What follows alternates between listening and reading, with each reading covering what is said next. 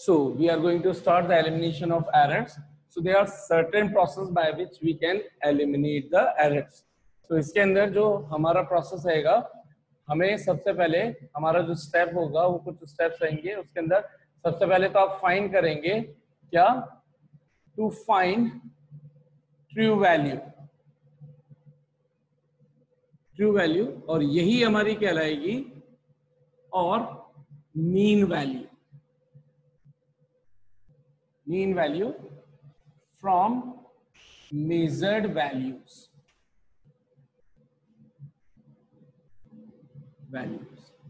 ठीक है, ये आपका स्टेप नंबर 1 रहेगा.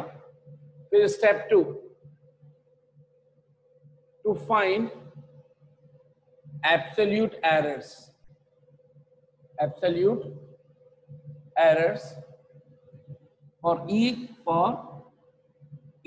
individual measured values.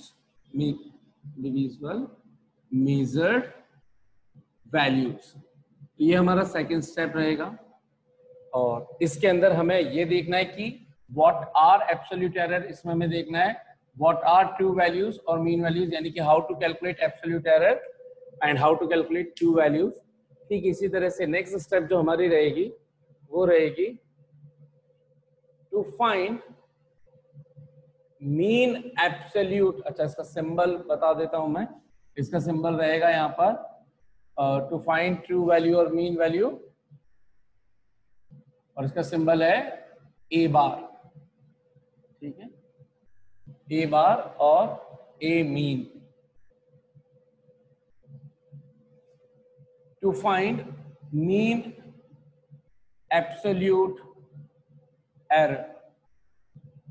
तो एब्सोल्यूट एरर का सिंबल है delta A I. Delta A I. ठीक, और मीन एब्सोल्यूट का है डेल्टा ए बार. तो इसको हम फाइंड करेंगे. नेक्स्ट स्टेप नंबर 4, इसके अंदर हम फाइंड करेंगे टू फाइंड रिलेटिव एरर्स या रिलेटिव एब्सोल्यूट एरर्स. तो सिंपली इसको रिलेटिव एरर्स बोल देते हैं. एंड नेक्स्ट स्टेप रहेगा step number 5, to find percentage errors. इसको फ्रैक्शन एरर्स भी बोलते हैं. रिलेटिव कोई फ्रैक्शनल या फ्रैक्शनल एरर्स या simply fraction errors. To find percentage errors. So ये हमारा इसके अंदर एम है. तो और उसको अब हम 1 बाय 1 करेंगे. तो पहले मैं इधर लिख देता हूँ जितना स्पेस बच रहा है उसमें. तो जब नहीं बचेगा तो एक काम करेंगे, फिर इनको रब करके इधर काम स्टार्ट कर देंगे. तो आपको ये कुछ छोटी छोटी जो स्टेप्स है उनका ध्यान रखना है कि सबसे पहले ट्रू वैल्यू फाइंड करेंगे और मीन वैल्यू फाइंड करेंगे मेजर्ड वैल्यूज में से. तो आपको क्या दिया होगा, आपको गिवन दिया होगा कि लेट A1 A2 A3, अब अभी कुछ भी लिखना नहीं है इस टाइम पे. A3 A4 A5 AN are the measured values from an observation. Measured values from an observation. Then, तो अब कैसे, इसको मैं एक एग्जांपल लेकर के आपको समझा देता हूँ. जैसे मान लीजिए यहाँ पर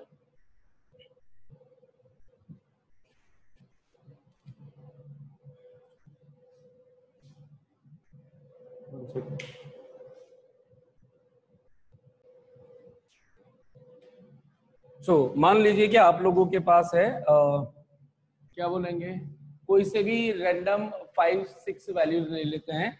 जैसे किसी के मार्क्स हैं हमारे पास, ठीक, और क्लास के मार्क्स हैं, और हमारे पास हैं 5 स्टूडेंट्स और उनके मार्क्स हैं हमारे पास. और वो मार्क्स हैं आउट ऑफ कितने मान लें, आउट ऑफ 100 मान लेते हैं. तो 1 के मार्क्स है, फर्स्ट स्टूडेंट्स के हैं मार्क्स 80, एक के मार्क्स है 70, एक के मार्क्स है 90, एक के मार्क्स हैं 85, एक के मार्क्स हैं 65। ठीक है, ये 5 स्टूडेंट्स के मार्क्स आपको दे दिए गए।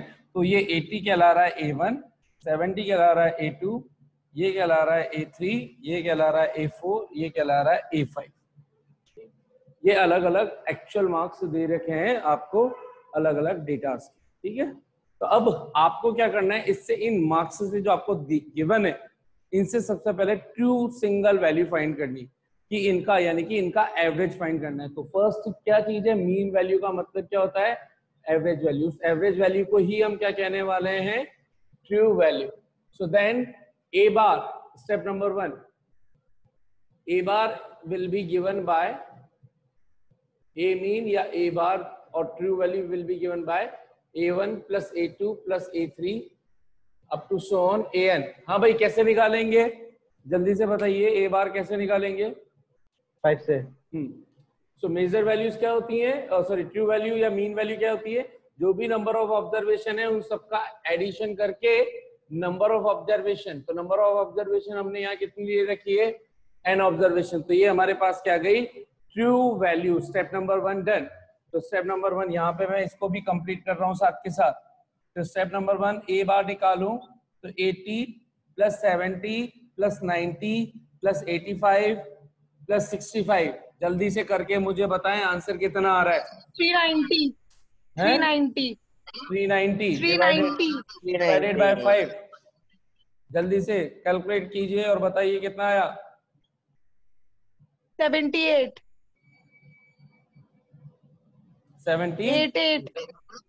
तो हमारे पास अभी ये आ गई, हमारे पास यही हमारे लिए क्या है, ट्रू वैल्यू। ठीक, yes. अब इसके अंदर अभी हमें एरर निकालनी बाकी है। तो अब एरर अब निकालेंगे कि एरर्स वगैरह क्या हो सकती है। तो step number 2, to find the, आप ये भी मान सकते हो उसको, कोई लेंथ को मेजर किया वो भी मान सकते हो, वरना कोई कहेगा सर मार्क्स में कैसे आप एरर बोल दे रहे हो। तो आप इसको या लेंथ भी मान सकते हो, है ना। 5 ऑब्जर्वेशन, 5 लेंथ आपने कैलकुलेट करी, 80 मीटर या 80 सेंटीमीटर, 70 सेंटीमीटर, 90 सेंटीमीटर, ऐसे कुछ। तो इसके अंदर हम आगे देखते हैं। नेक्स्ट है to find the absolute error. तो एब्सोल्यूट एरर, तो एब्सोल्यूट एरर कैसे फाइंड करते हैं, to find absolute errors for each observation. हर एक ऑब्जर्वेशन के लिए कैसे करते हैं, तो इसके लिए हम सिंबल लेते हैं डेल्टा A1। और डेल्टा A1 आप कैसे निकालोगे, A bar minus A1, delta A2 A bar minus A2, delta A3 A bar minus A3, so on delta AN A bar minus AN। यह कहलाई आपकी क्या, absolute errors for each observation. ठीक है, 1 सेकेंड यार। तो टू फाइंड, तो ये हमने फाइंड कर ली क्या, एब्सोल्यूट एरर्स। तो इसी वजह से इसको इन जनरल नाम क्या दे दिया गया है, डेल्टा AI। आई की वैल्यू कहां से कहां तक, 1 2 3 4 5 अप टू n, यानी कि आई की जगह आपको जो लिखना हो वहां पर वो लिख दो। आई की जगह मैंने 3 लिख दिया, तो हम इसका मतलब क्या समझेंगे, delta A3 is equal to A bar minus A3। ठीक, फिर इसके बाद इसी स्टेप के अंदर आप चाहो तो इनको मॉड में रख लो। मॉड में रखने का मतलब जो भी आंसर आएगा, क्योंकि हो सकता है एब्सोल्यूट वैल्यू पॉजिटिव, हाँ कई बार हाँ नेगेटिव नहीं लेना। इसका मतलब ये हो गया कि मान लीजिए कि आपका यहाँ तो आंसर आया, ए बार का आंसर कितना है 78 सॉरी, और 78 में से मान लीजिए मैं 80 को माइनस कर रहा हूँ, तो ये तो आंसर मेरा नेगेटिव आ जाएगा। जबकि 78 में से 65 को माइनस करूंगा तो आंसर पॉजिटिव आएगा। तो मेरे को सिर्फ और सिर्फ पॉजिटिव आंसर से बाद में मतलब होने वाला है। ठीक है, तो हम यहाँ पर हाथों हाथ इसके लिए भी निकाल लेते हैं। किधर निकालेंगे, इधर ही निकाल देता हूँ। तो स्टेप नंबर 2, स्टेप नंबर 2 यहाँ पे फॉलो कर रहा हूँ इस वाले क्वेश्चन की। स्टेप 2 के लिए डेल्टा A1 कितनी निकल जाएगी, जल्दी जल्दी बोलते जाइए सब लोग। 2 78 माइनस, पहले लिखवाइए भी सही, 78 माइनस 82, फिर डेल्टा A2 78 माइनस 70 कितनी हो गई 7, फिर A3 78 माइनस 90, सर 8 होगी। 8 सर। अच्छा जगह में हो गया तुम लोग, ठीक है। 78 माइनस 90 12, 78 माइनस 85 7, क्या हो गया? 7। नहीं सर सही है। तो फिर से सो गए। 65 78 माइनस 65 जल्दी बताओ। 13। 10 वेरी गुड। कौन बोला ये 10? कौन था ये? वोट दिमागो। आस्तिक। ठीक है, तो ये हमने अरे अभी ओ ये मैंने निकाला तो माइक में उठा। गौरव गौरव। तो भी ठीक है। था, गलत था। अच्छा चलो चलो ठीक है। Step number 3, to find mean absolute error. To find mean absolute error. तो आपको अब इतना समझ में आ जाना चाहिए कि ये हम एब्सोल्यूट एरर्स बोल रहे हैं। ये जो डेल्टा A1 है ये क्या बोली जा रही है? Error in first observation, absolute error in first observation. 8 is absolute error in second observation. A3 is delta A3 is absolute error in third observation. अब हमें क्या करना है, थोड़ा सा खुद माइंड लगाओ। मीन बोले तो क्या होता है? एवरेज। तो अब हमें क्या फाइंड करना है? Delta A bar. So what must be the delta A bar now? Delta A1 plus delta A2। अगर अब ये बहुत सी बुक्स में अलग अलग तरीकों से लिखा होता है भाई, तो उसके लिए आप या तो बुक्स के अंदर यहाँ पे ये मैग्नीट्यूड नहीं होता, तो फिर क्या कर दिया जाता है, अगर आप यहाँ पे प्लस और माइनस दोनों निकाल सकते हो, पॉजिटिव नेगेटिव दोनों निकाल रहे हो, तो फिर आपको हर एक एरर के यहाँ पर इनका आंसर मॉड में लेना है और फिर ऐसे लिखना है। और आप यही ले चुके हो तो कोई दिक्कत नहीं। लेकिन बहुत सी बार क्वेश्चन में कभी कभी नीट वगैरह के अंदर क्या पूछ लिया जाता है कि what is the actual error. Actual error +2 -2 अगर लिखा हुआ तो फिर -2 को प्रेफर किया जाएगा। इस चीज का भी ध्यान रखें।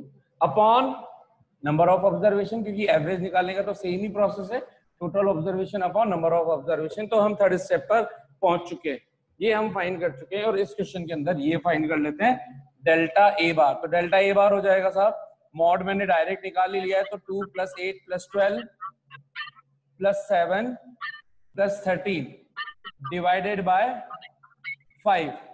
तो साहब कितना हो गया ये? 22/5, सॉरी 42/5, 42/5, 8.4। सो डेल्टा A बार आ गई हमारे पास मीन एब्सोल्यूट एरर। ठीक है, मीन एब्सोल्यूट एरर हम फाइंड कर चुके हैं इस क्वेश्चन के अंदर 8.4। अब हमें फाइंड क्या करनी है? रिलेटिव एरर या फ्रैक्शनल एरर। रिलेटिव एरर या फ्रैक्शनल एरर कहां पे लिखूं?